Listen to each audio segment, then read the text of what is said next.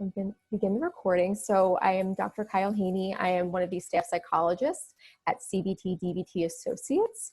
And one of my big passions is trauma. I really enjoy treating trauma. I think it can be really powerful to treat it. And I'm really excited to talk with you all a little bit about what might be going on during this time with regards to trauma. So I kind of just really enjoy starting off with what are some common trauma symptoms, just to make sense of what some of the different categories of symptoms might be. So some of these might appeal and make sense to some people. Some of them, if you're a provider, some of your clients might have some of these things coming up. Some people might not. Just kind of understanding what are some of the things that might be going on for folks these days. So one area of common trauma symptoms are things we call intrusions. Intrusions are involuntary, unexpected memories. So if someone's going through their day and a light flashes, and then immediately a memory pops into their head that's related to something that might have happened during their traumatic experience related to a light.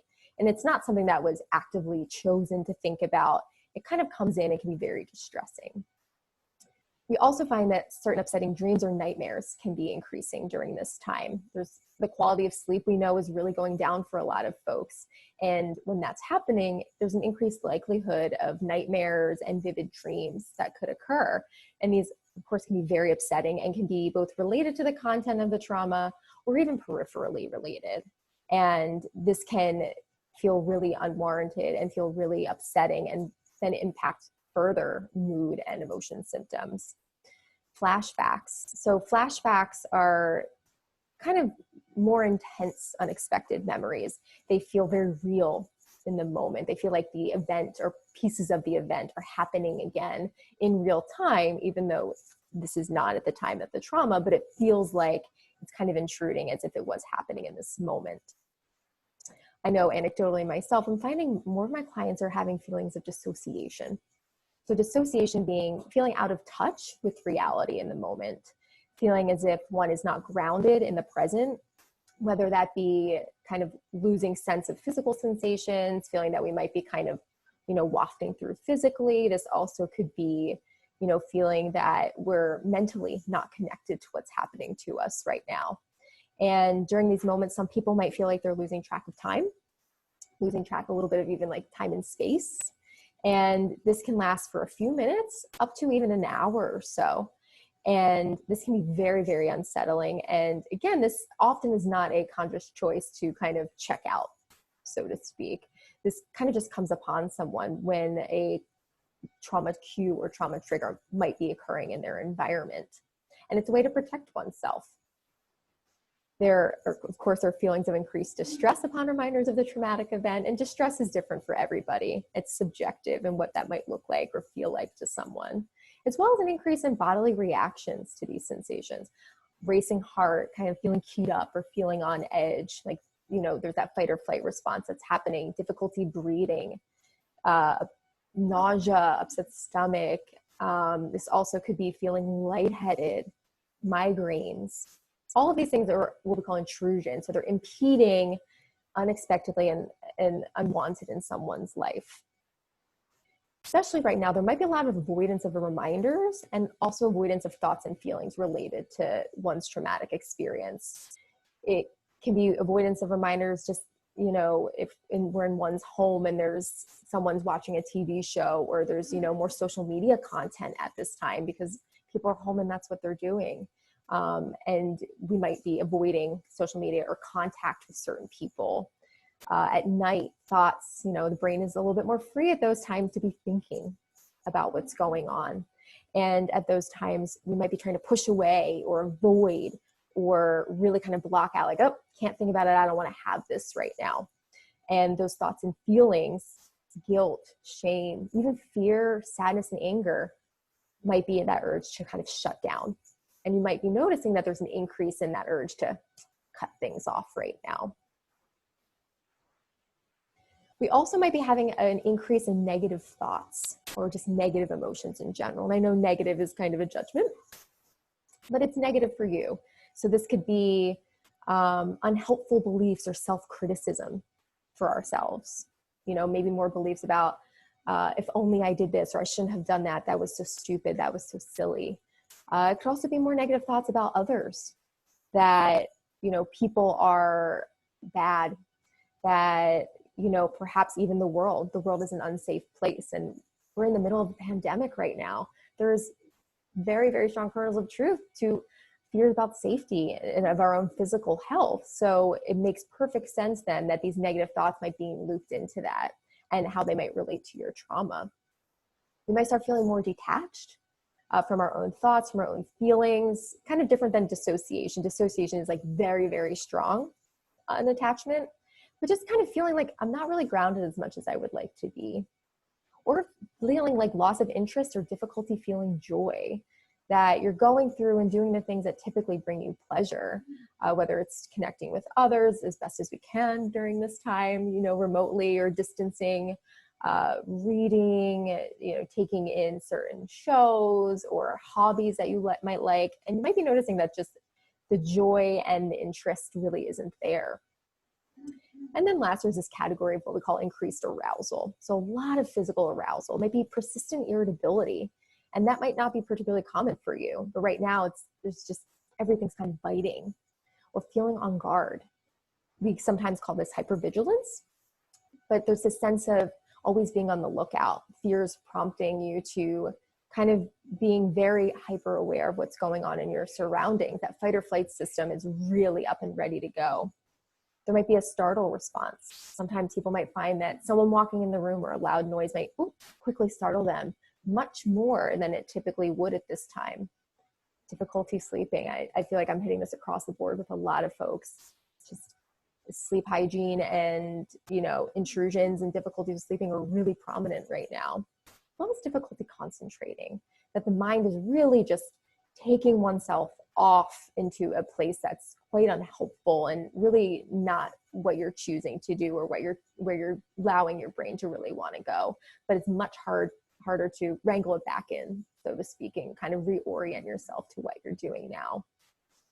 So, if you are someone who has experienced trauma, you might be noticing an increase in some of these things for yourself. Maybe some, maybe all, maybe bits and pieces here and there. Or if you're a provider, you might be noticing some of these upticks in your clients that might be cluing you into some increased trauma cues or trauma triggers going on in their environment.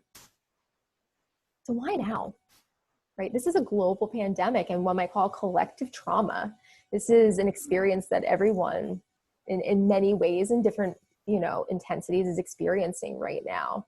So why now might trauma symptoms, especially if the trauma feels unrelated to you, might be happening?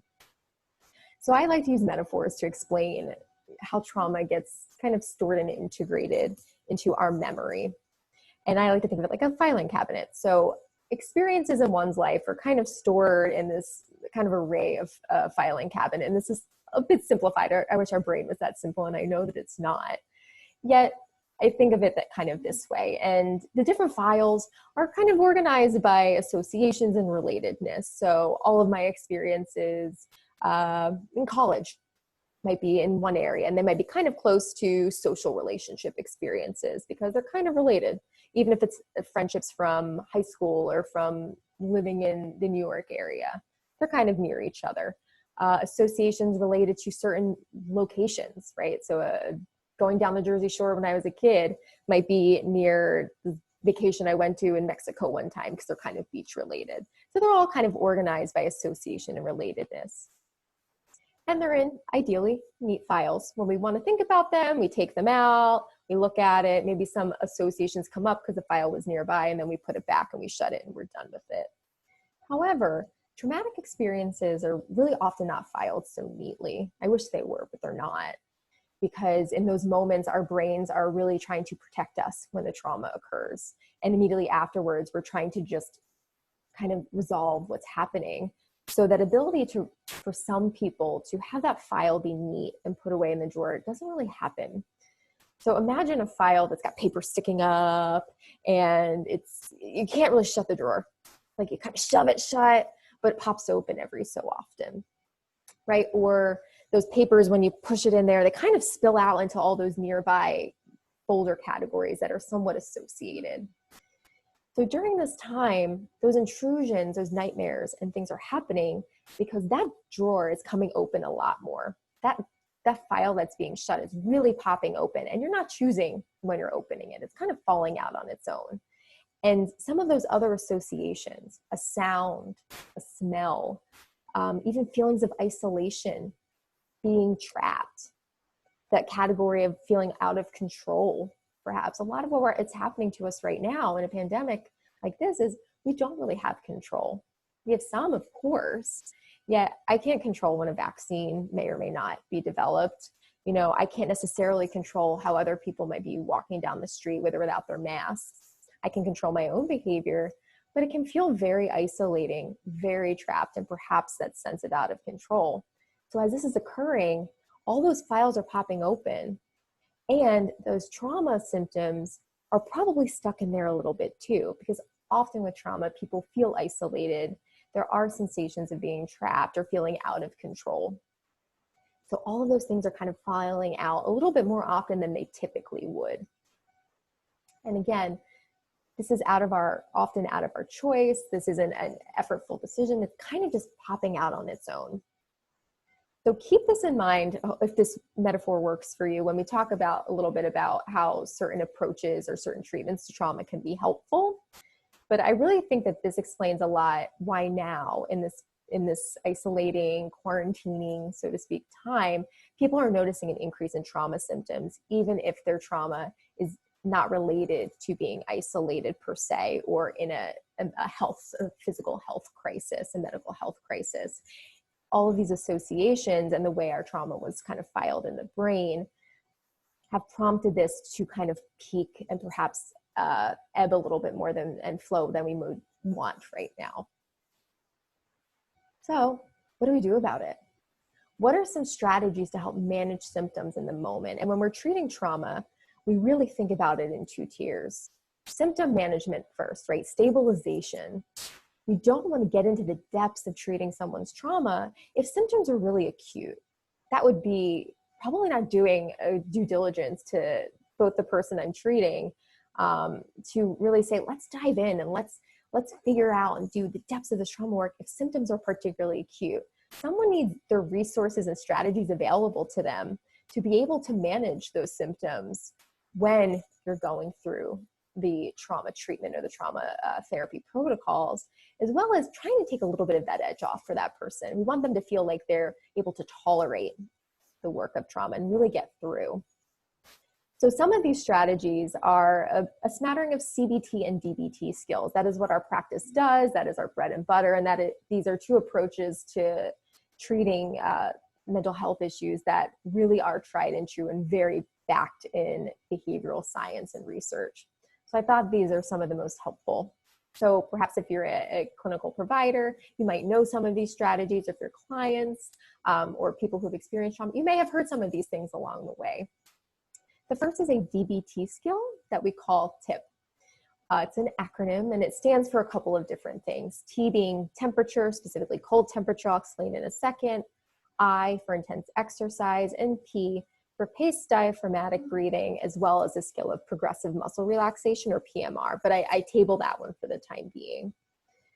The idea behind cold temperature is that when our fight or flight system is activated, which is very acute and very activated and strong during a time of trauma or trauma triggers, we want to use our body to kind of take the intensity back down, right? Our body's amped up. We want to then turn the dial back on that using these different strategies. So using cold temperature, this is using ice, a cold water bucket, a bag of frozen peas. I don't know why I always say frozen peas, but that's like my go-to veggie, I guess. What are those spa ice masks? A cold shower. Trying to use those cold temps around this part of our face. There are some really important nerves that are connected to the kind of cool down system from our fight or flight. And we're trying to actually turn that on a bit sooner, not wait for our body to do it for us, because when trauma symptoms are really activated, that can take some time. We want to hurry up the process a bit. So using ice around this part of our face and leaning over for 15 to 20 seconds at a time into this very, very cold temperature. It kind of catches these nerves in this area of our face and really starts that cool down system. The heart rate slows, the breathing slows, and with that, some intense emotions might come back down with it, and it really takes that edge off for even a brief moment. It can be quite helpful. We also find that with intense exercise, now I know that can be difficult during this time, so we have to get a little bit creative. For some people, their intense exercise might be, you know what, I'm throwing on my running shoes, I'm going out for a run, and it's not going to be a jog, it's going to be a run. However, for safety reasons, that might not be what works best for you right now. This doesn't have to be waiting for an online Zoom video workout for your next high intensity HIIT class. This could be doing 100 jumping jacks really fast in a row. Moving your chairs and tables out of the way and doing that, or doing kind of squat jumps. We call these, some of them, star jumps. So I just imagine like your arms spreading out and your legs spreading out. So really just getting your heart rate up quite fast. Perhaps you're in a building with stairs, kind of safely, but quickly running or jogging the stairs. Something that gets that heart rate up so that the intense emotion can kind of expel itself a little bit. We're kind of using those keyed up feelings and getting them out. So we're not just feeling like we're holding it in and white knuckling it through. So using that intense exercise. Finally, using paced diaphragmatic breathing. And this can be quite difficult, to be fair, when one is feeling very, intense emotions, or feeling like our heart is racing, or, that fight or flight system is so activated, because paced diaphragmatic breathing is breathing from your diaphragm, which is right above your belly and below your lungs, and breathing very deeply into our core. And when we're worked up, we're breathing from our chest, and that's very, very fast. The goal here is to extend your exhale a second or two longer with each breathing cycle, so that your inhale can be a bit longer. And when you exhale, like sometimes called straw breathing, blowing out like a straw, you can then take a slowly larger inhale the next time. And over a number of breathing cycles, that can slow down and become more paced. Counting the breath in, counting really helps anchor you in your breath, so your mind can't keep taking you back to that very difficult place. It's like, nope, focusing on the breathing. So counting in, whether it's seconds, whether you count in 1, in 2, whatever words or anchors make sense to you.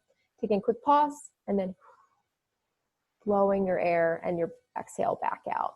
Trying to get a nice 2 to 2 second split between how long your exhale and inhale is. And we do so, we're slowing down the breathing process, letting the oxygen get back out to all of our limbs and fill our chest deeply. It can be really helpful to try this also if you're laying down.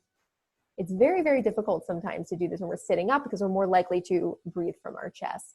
When we're laying down, it's much more difficult, and quite more likely actually that we will breathe from our diaphragm, or at least breathe deeper into our core, because our back is against something flat. So if you're noticing that happen for you, I really encourage you to try and lay down. Try this when you're not feeling quite intense emotions. Get in the practice and hold your hand kind of right above your stomach, below your rib cage, and to feel the stomach rise and fall. Think of it kind of like if you watch like an infant breathe, you only see their stomach breathing, kind of trying to aim for that. We also might want to ground. So grounding in physical sensations. This is anchoring our senses to the present, because when trauma cues come up, it's often thinking about that thing that happened in the past, or perhaps worrying about the future. We want to anchor ourselves in the present, and we do this by using our physical senses: touch, sight, smell, taste, and sound. Touch can be as simple as sitting in the chair that you're on and grabbing the seat of the chair. This is particularly helpful for dissociation. If we're having difficulties with this reality and feeling like we're not connected to what's happening right now, be grabbing the chair and feeling it in your hands, pushing your feet, I'm doing it right now even, pushing your feet into the ground so that your heels feel the floor, tapping the table in front of you so that your fingers in succession can feel that table, that groundedness below you. That's why we call it grounding, literally anchoring myself into things connected to the ground. Be doing it by sight. So just starting to label the things around you. Chair. I'm in my apartment right now. Chair. water glass, eyeglasses, earbuds, pen. Just labeling what you see, because it's bringing you back to the things that are here. You could do it by color, everything brown, everything green. You can also do it by sound, taste, or smell that are things that are pretty, I like to say jarring, but quite engaging for the senses. So as much as I would love the smell of, lavender or eucalyptus, and I find that soothing, which we'll talk about shortly, that might not be grounding and anchoring enough for me. So I might actually go into my fridge and whip out that hot sauce, maybe put a little bit of that Tabasco on my tongue for a second, right? Or, have that really, really pungent tea. Not just any tea, but I'm going to throw 2 tea bags of that really pungent tea in there and sip it. Or if you have essential oils, not putting it in the diffuser, but taking that essential oil right under our nose.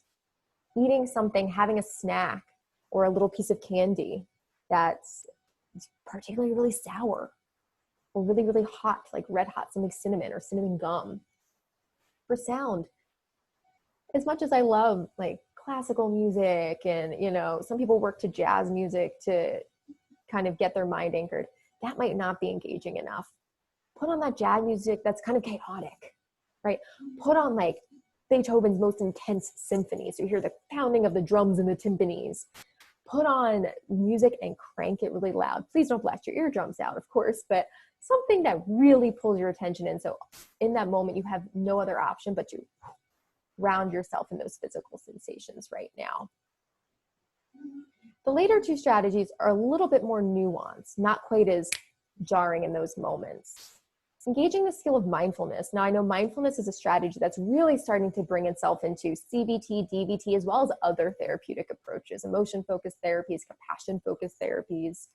And mindfulness is anchoring our brain, orienting our brain to the present now. And what happens with emotions or urges when they become really intense is that we sometimes get what we call lost in them. We're kind of thrashing in the wave of that emotion, trying to push it away, feeling like we're getting stuck in it. And by using mindfulness, we can observe, so drawing our attention actually to the emotion that we're feeling, not trying to push it away, and noticing how emotions might ebb and flow like a wave. They might keep ebbing and flowing. I would say they love to peak or mountaintop on themselves and continue. However, we might notice those nuances. Does my breathing quicken and then actually get a little bit slower and then quicken again? By noticing those emotions, we get a little bit of space and distance from them. They become something we experience, not something that we are. And when that happens, there's a greater sense of control that one might feel about their experience. So that can be quite helpful in those moments, perhaps using one of these other strategies first, and also using compassion. I often find that when people are experiencing an increase in trauma cues or trauma symptoms, they might judge themselves for it. I can't believe this is happening to me. How am I not over this? Why is this happening right now? I don't really want this. Why haven't I gotten over this yet? You want to talk to a friend like that. You might validate them and explain like, okay, this is happening. It makes sense that you're experiencing this. This really does stink. I get it. I wouldn't want to feel that either. And trying to talk to ourselves kindly, because we know that when we speak to ourselves harshly, it only increases the intensity of those emotions, because now we're doubling down on judgment and criticism, which might bring shame and guilt and perhaps anger to oneself. That just might add on to what you're already feeling, or could add more to it. So treating and talking to ourselves kindly, practicing soothing. So not in just words, but in behaviors, treating yourself kindly. So if you have to finish some work assignments, see if you can just punt it to tomorrow. Give yourself the next hour or 2 off. If you have the opportunity to sit on the front stoop, if you're in the suburbs or not in the city in an urban area right now, catch a breeze for a moment. That's like some of the most refreshing things for me right now, is just stand outside and feeling the breeze for a second. Using also behaviors to treat yourself kindly, because in doing so, that might take the edge off some of those intense emotions that you're perhaps feeling. Caveat here being, if you are having suicidal thoughts, you have a plan, you really want to kill yourself, that's what's coming up for you, please get yourself to the nearest hospital, call 911, or if you're in a treatment such as DBT where you have access to your therapist for something we call phone coaching, and that's, part and parcel to the dialectical behavior therapy treatment, call your therapist. These strategies, if it's getting to that point of very, very concerning safety, we still want you to get yourself to a safe place. Okay. And last, I just want to briefly touch upon, before I get some questions from you all, some evidence-based treatments for trauma. So these two approaches, prolonged exposure, which we call PE, and cognitive processing therapy, which we call CPT. There's a lot of acronyms you might be noticing in the therapies that we do with this practice, which is great and also can be confusing. They're both cognitive behavioral based treatments. They're evidence-based in that there is a very, very long history since the 1980s for both of these approaches, with a lot of research backing through the VA system, through hospital system, just the vast array of research to support these two approaches is very, very strong. And they're both based in cognitive behavioral therapy, which means you're working to address your thoughts and your behaviors about your trauma to reduce the intensity of those symptoms. They have a slightly different approach to it. Both are great. Both are fantastic in treating PTSD symptoms. Both show a significant reduction in them, which is fantastic. They do it a little differently. So with prolonged exposure, the idea is that gradually approaching these trauma-related memories, trauma-related feelings and situations, so perhaps situations in the real world. So the one's able to learn that the trauma memories and cues are not dangerous and do not need to be avoided. Because what happens is when we avoid these experiences, these memories, these buildings that are blue because my trauma occurred in a blue building, one doesn't have really the opportunity for the brain to learn that I can tolerate those memories. They cannot hurt me. And this blue building is a different blue building than what was related to my trauma. Avoidance made sense in the moment, but prolonged, it doesn't allow that learning to occur. So in PE, we call it exposure. We gradually over time increase experience and contact with those memories or those situations so that the brain can learn to tolerate the intensity of that fear and see that it goes down over time. There's also an opportunity then to reflect on the memories and see that perhaps the negative beliefs we might have had about ourselves in it or about others might not be so accurate. So it's a great opportunity to reflect. In cognitive processing therapy, however, we're actually focusing a little bit more on the thoughts. You can see there's a slight tilt on this one. So we might be noticing how a traumatic experience or chronic experiences, this does not mean just one instance of trauma, this can also be chronic or significant or multiple traumas, how they change our thoughts and beliefs. In CPT, we call them stuck points. Our beliefs about ourselves, our beliefs about other people, our beliefs about the future, the world at large.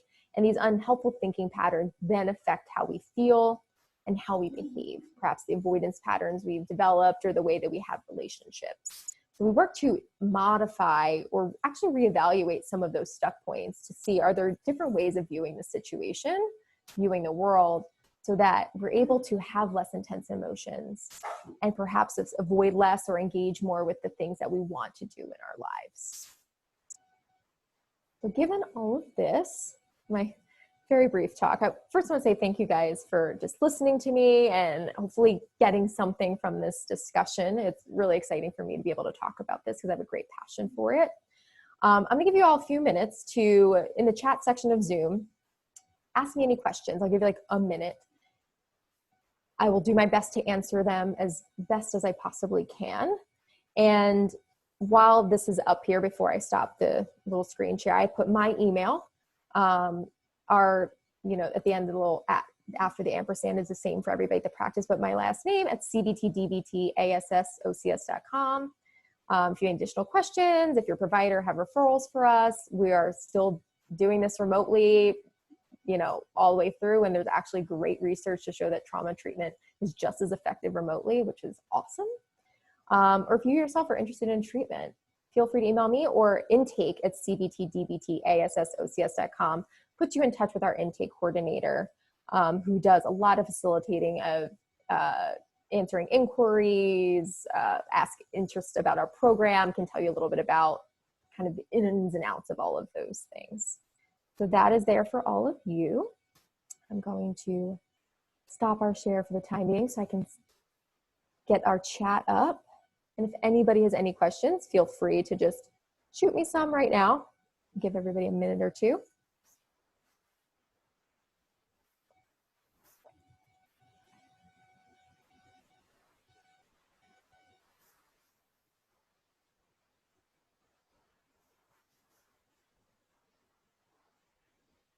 Okay. I'm seeing some questions coming in. The first one I am actually going to answer is about a comparison to this treatment called EMDR. Some people might have heard about this. This is eye movement desensitization. And it's an approach that's also used for treating trauma. And I always put this out front that that is not an approach that I am personally trained in. But what I do know about it is that there is a belief that, you know, in recounting the trauma, similar to what one might do in prolonged exposure, while using your eyes to go back and forth between this light, that there's some way that the brain is reorganizing that memory, that there's beliefs about how the eyes and the light might help to do that reorganization, and then in recounting at the same time. I know there's been a lot of actually talk up about this approach EMDR. If people happen to watch Grey's Anatomy, it was actually used for one of the doctors in that show. So I believe it was last season. So there was an interesting little surge about interest in this approach because that therapist had used it at the time for one of the doctors in their trauma. So, you know, EMDR can also be an approach. It's not something that we necessarily do. There is a little bit more mixed research on that because it's harder to identify what we call mechanism of change might be. So what is the active ingredient in that approach that really makes the difference? There are providers who do that as well. And I'd be happy to send you some resources if that's something that you're interested in doing. But we usually see that kind of prolonged exposure, which is a way of, you know, appropriately recounting the memory, or even in cognitive processing therapy, kind of writing out what we call the narrative, explaining the experience and how that has impacted you, allows us to evaluate those beliefs that perhaps might be stuck, which is also equally effective and can work out really nicely as well. And then one other question I got here, I appreciate, I can see like everybody's typing too, thank you, is length of treatment, which is often a really interesting one and one I tend to get. So, you know, it's twofold. One, when will the trauma symptoms get better? And two, like, how long does it take to do prolonged exposure and CPT? So I would say that with CPT, there is what we call protocol, which means there's kind of just a nice guideline for the steps that make sense and work in that treatment. It's about 12 sessions. Some people need a little bit more. Some people, there are certain components of it you may not be related to. So it's about 12, and with prolonged exposure, we're looking at about the same. However, if people have chronic traumas or multiple traumas, you might need some more sessions because we need to apply it in those different ways. And we see a really great reduction in trauma symptoms. It doesn't mean that it's constantly a work. We call it developing an exposure lifestyle, being willing to approach those traumatic situations. And yet, after those 12, 14, 16 weeks, we see a great reduction in symptoms. Okay. Great. So one of the questions I'll share is, how do these treatments address newly acquired trauma that has resulted from being in this pandemic, i.e. panic attacks in public places after seeing people not wearing masks, no previous recent history of panic? That's a great question. We anticipate actually a lot of this coming up. So in this approach, in these treatments, what we might be targeting is the kind of approach, you know, approaching these situations, not avoiding, because what might happen and what we're actually as a, you know, as CBT providers concerned about happening is people might start avoiding these public places. They might say, this is too scary, or I've had a panic attack here, I can't do that again. And by avoiding, they're reinforcing or strengthening that fear. So what we would say is, in safe ways, of course, right? We're still saying follow the CDC guidelines, but still standing at 6 feet or a distance appropriately away from people, and maybe going to a park first, right? Gradually increasing exposure, maybe doing it a distance interaction with a family member who you know has not been in contact with other people. First, like both of you with masks, and standing 10 feet apart with someone, and you take your masks off for 5 minutes. So increasing exposure and trying to mindfully and safely prevent avoidance. Now, I'm still not going to say go up and shake someone's hand and like cough in their face, but you know, following those guidelines and doing those things would be helpful, as well as managing some of the symptoms of panic. So it might be in those moments practicing paced breathing, right? And you might be doing it in a session first with someone. Let's increase that anxiety. Practice paced breathing so that when they're out in those situations, they can use that and cue it more quickly. 2, what do you think about EMDR? Like I said, I honestly have never practiced it myself. It's not something that I am trained in. To be honest, my bias really is toward those CBT-based approaches, because there is just such a research back into them. And as like a behavioral therapist, I am very, very, very into research, and that's kind of what tends to guide my clinical practice. So there have been clients of mine who have done EMDR before and have found help with it. And there are also clients that have not. And they've found greater help in their reduction of symptoms with PE and CPT. I would say certainly with, you know, symptoms of, you know, a lot of avoidance of memories or avoidance of actual cues in the environment, prolonged exposure, I think is really the way to go. Because the idea is approaching in this hierarchical and gradual fashion. And I think that's really great for that. And if there's a lot of negative beliefs, like if we're noticing that just beliefs about ourselves, beliefs about others, the coulda, shoulda, woulda done something different, the world's an unsafe place. There's a lot of beliefs going on. I think cognitive processing therapy is a really great approach for those. If you're noticing that's more of what's going on, because it's really targeting the thoughts, where EMDR might not be doing that so much.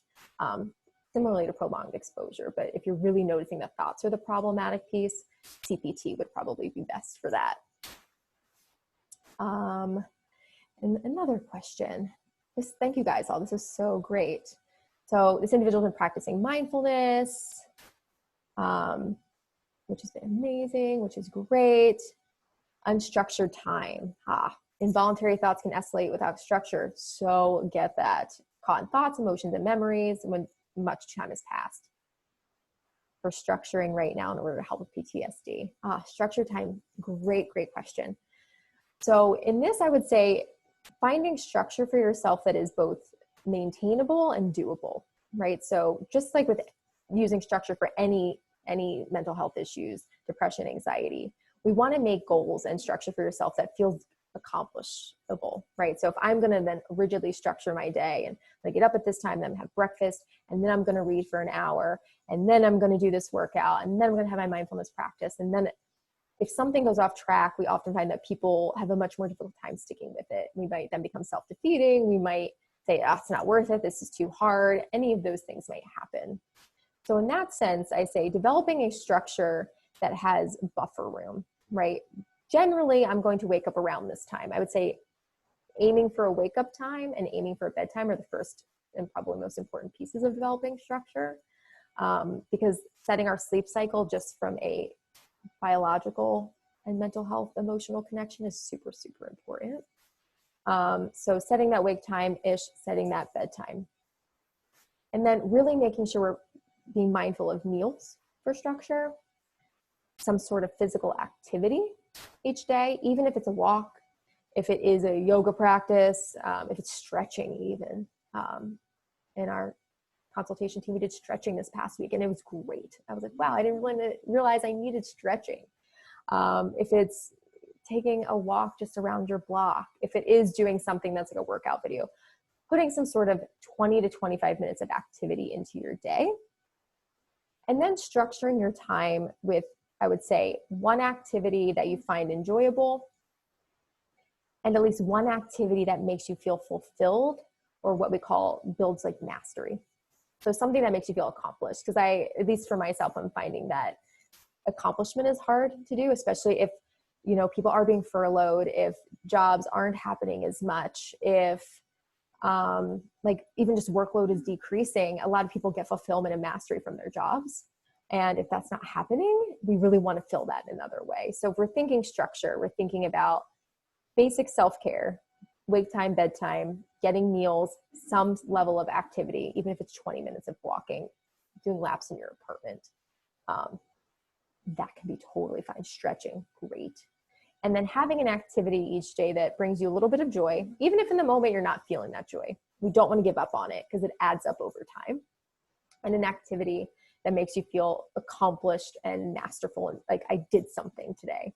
For me, that's sometimes just ironing, because I really don't like ironing. Man, when I do it and that pile is gone, I feel great. It could be organizing a shelf. It could be going through your clothing drawers. It's getting into warmer weather now, so we might be switching things out. It could be maybe reading an article. Like I've been wanting to read this article in the New York Times, so I'm going to do that now. I want to like knock that out. That's great. It could be trying a new recipe to cook. Hopefully, if you guys are getting food delivered or however you're managing meals these days, and it can be hard. Trying to do something like that, I think, can be hopefully helpful. So it's having some structured, I would say, structured goals, and then a little flexibility in there. Okay. Any other final questions? Thank you all so much for tuning in. I so appreciate it. I hope this was somewhat helpful. This gave you all a nugget of something to, hold on to. And like I said, if you need to reach out to me, my email was there. And if you couldn't catch it in time, please feel free to use the website inquiries, and Ariella, our intake coordinator, can put you in touch with me, or she can answer questions for you as well. And please stay safe and stay sane as best as we all can during this time. Thank you, doctor. You're so welcome. Thank you. You're welcome. Absolutely. Sure thing. Bye all.